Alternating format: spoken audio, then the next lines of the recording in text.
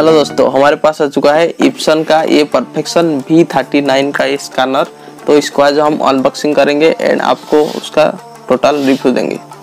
तो वीडियो को लास्ट तक देखते रहिए, भाषणबाजी बंद करके सीधा चलते हैं। तो इस पैकेट के अंदर आपको मिलेगा ये इप्सन का स्कैनर एंड ये माइक्रो USB केबल जो हमारे फ़ोन को भी चार्ज कर सकता है एंड कुछ यूज़र मैनुअल एंड उसका जो ड्राइवर CD है।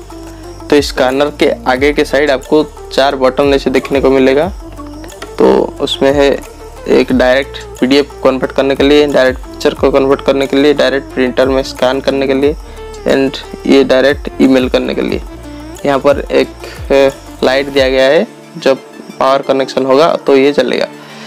एंड उसके पीछे है एक हमारा डाटा केबल लगाने के लिए एक पोर्ट दिया गया है एंड इसका जो पीछे वाला है यहाँ पर एक स्टैंड दिया गया है। तो इसको आप चाहे तो अपने वॉल पे भी माउंट कर सकते हैं।